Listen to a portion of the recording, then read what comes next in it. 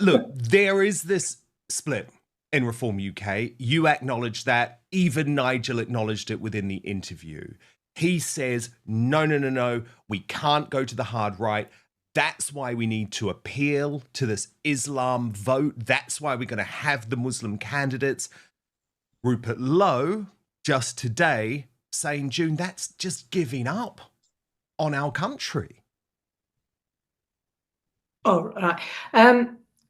We have been scuppered ever since Enoch Powell delivered a speech that seemed to have, I don't know, earmarked him as a far-right, unsuitable character to come to power. And the sooner people realise that if you go at it too hard, right, you will lose. You will lose the fight against any religion. You will lose any chance of getting into number 10. And we are all, myself included, howling at the moon until somebody gets into number 10. They didn't want Enoch Powell because the grip on this country is decades old. We haven't had anything try and pull it back to the centre. The centre is the real ground, because the hard right people have only gone hard right because things have gone too far left. So realistically, we are all centrists. What's happened is the left have taken over the civil service and the country. Tony Blair still has a hand in running this country because all the people he put in place are still there. And that's the work that has to be done.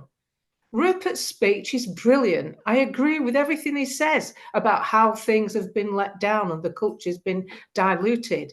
But that's a naivety from someone who's only been in real politics 6 months. You're dealing with a man in Nigel Farage who's been doing this for 25 years.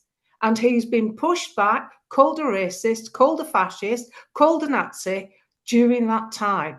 He's been banned from bars in Brussels. He's had food thrown at him. He's had assassination attempts. He's had name calling. He's had people spitting on him in restaurants. He's had excrement put through his letterbox. He knows all what it's about.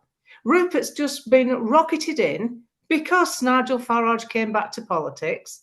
Every single one of those MPs, apart from Lee Anderson, would not have their seat if he hadn't returned. And what you're missing here, because you're that busy fighting on the far right, because all these young journalists are trying to make a name for themselves, if we go down that route, expect to see Keir Starmer smiling at you in 2029. The only way you're going to get anything anywhere near like a change in politics is to get someone in who's savvy enough to use tactical measures to get what we want, to make the country unattractive to people coming in. Just because he's not making wild statements and not addressing immigration with a sledgehammer doesn't mean he's not capable of putting the country on the right track. And all this business about people want to advise him on policy issues, I don't think anyone's got. I saw it firsthand the other day up in Morecambe with these council candidates. There's so much work gone into this party in such a short space of time to unravel the stranglehold that Keir Starmer, the Labour left, have got on this country, and the not so conservative Tory party that have let us down for 15 years. And unless we get someone in that's got a more cushioned approach to their politics, we're all going to be screaming at the moon. And all you've got to look at, would Tommy Robinson be sat in solitary confinement if Nigel Farage was your Prime Minister? Would Nigel Farage have had communist advisors talk to him about how to lock the country down? The whole country would have a different landscape.